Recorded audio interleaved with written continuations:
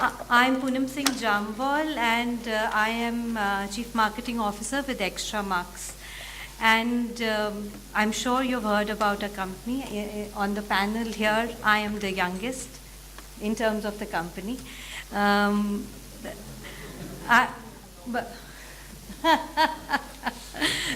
but we have done some very, very good work.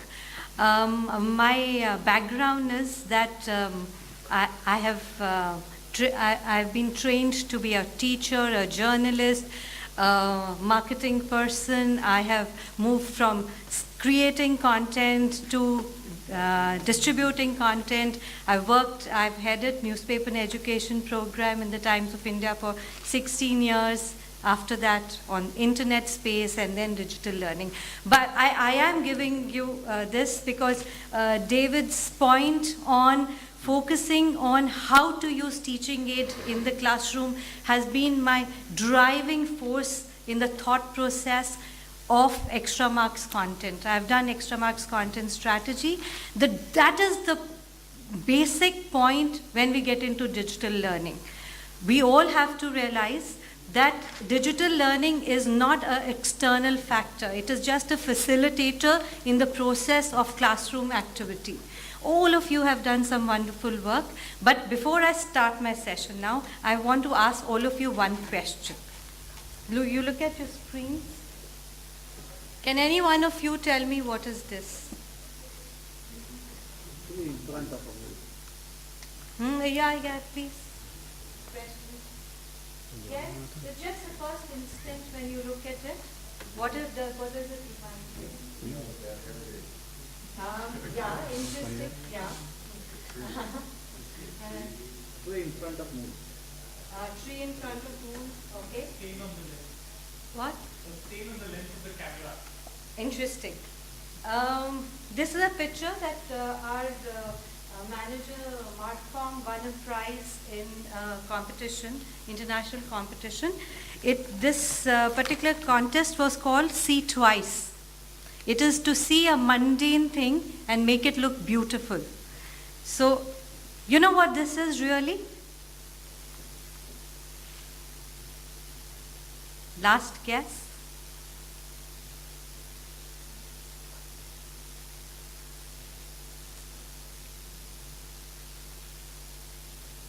It's a lamppost. This was really a lamppost which had the light, the bugs. That black thing you see are the bugs in that light. And it is just a matter of perspective. We just looked at the lamp from a different direction. Zach lay down under the lamp and clicked a picture upwards. So what all we do in digital learning is the perspective. Your content is same, your objective is same, your students are same. Only thing is that different perspective brings a pretty picture out and adds another dimension to the learning process.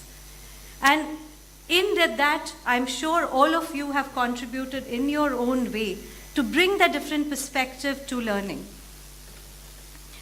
We have taken somehow all of us together in the work of last 5-10 years, have moved all the stakeholders, the students, teachers, parents, buyers, everybody who are the stakeholders in the teaching scenario onto another consciousness where classroom teaching is concerned.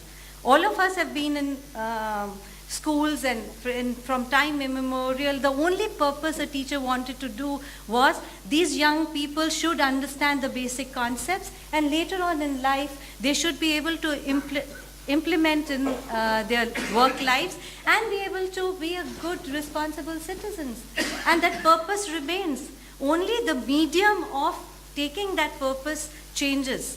My classroom today has a teacher, has a board, has a whiteboard, and the struggle of the teacher remains. The way David said, how that teaching aid is used in the classroom makes all the difference.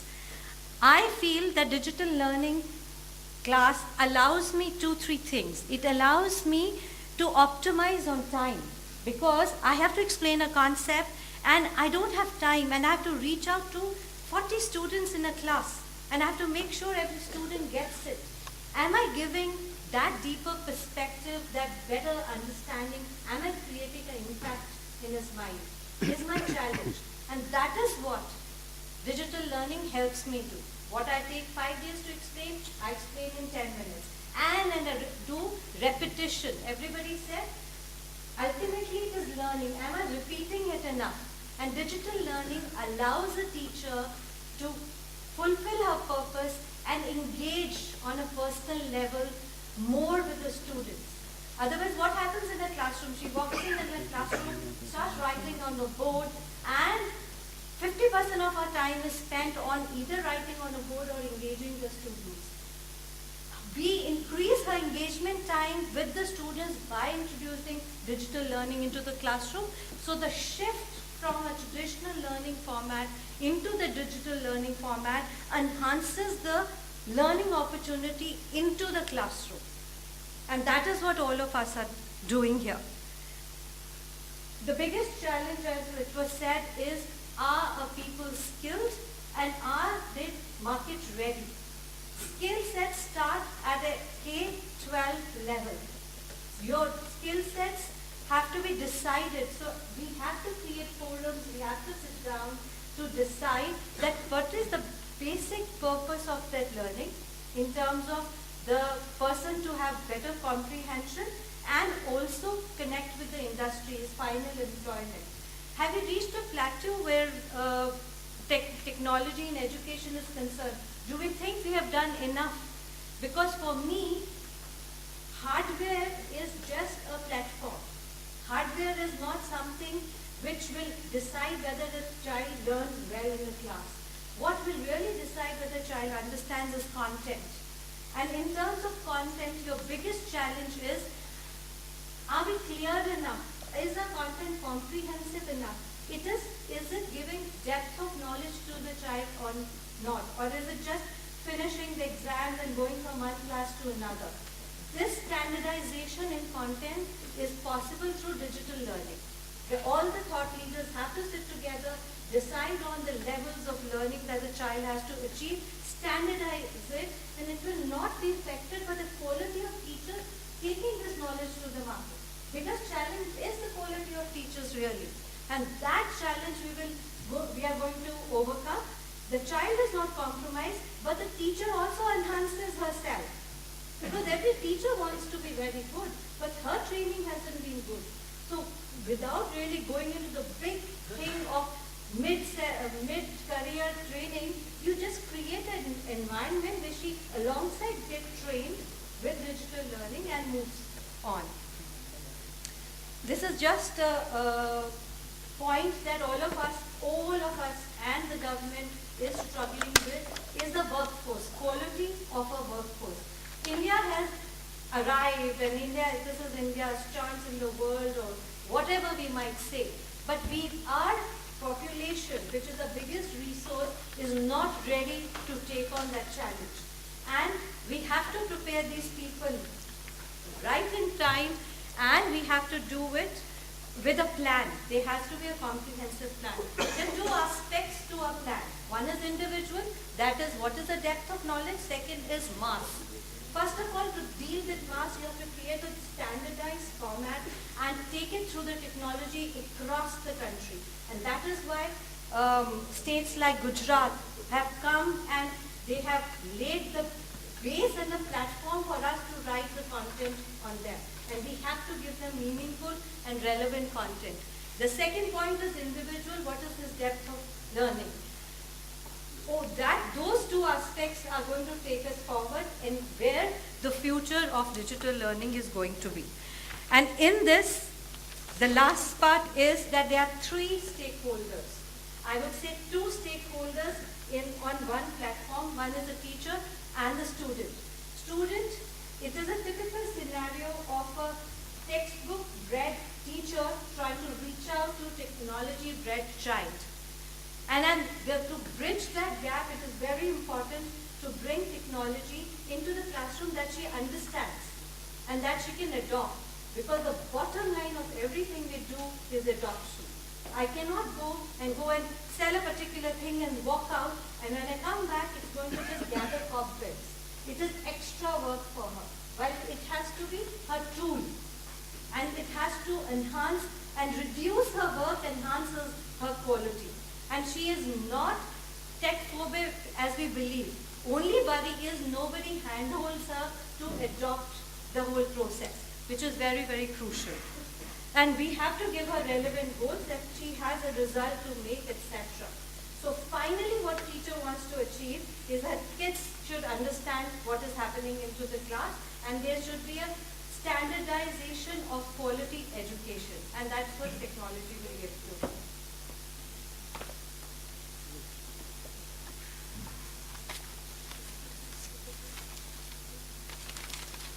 I have one more question to ask you. It's some sphere with orange and yellow color. Yeah, which is true. It is round and orange and It yellow. is the same laboratory clean. I like that. So if this picture I show in the classroom, this is a question a child is going to ask, what is this? And I can take a chalk and explain it or get into a discussion, or I can just click on this and explain to the child what this is. Because you have to give him the reason why.